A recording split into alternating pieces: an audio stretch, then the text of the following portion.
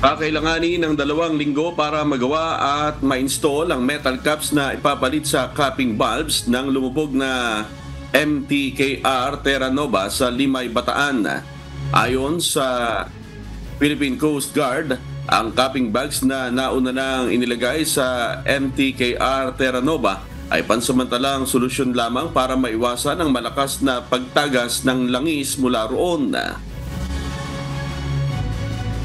Sir, yung metal caps has been fabricated po, no?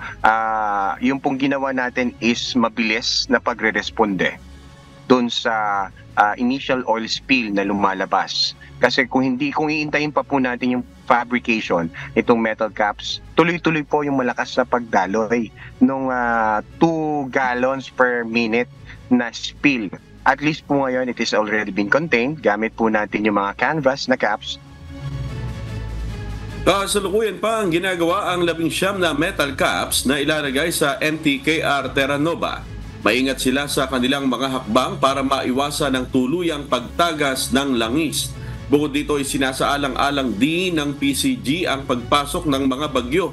Kaya tinitiyak umano ng Salvor Company na hindi masisira ang mga capping bag na ilalagay.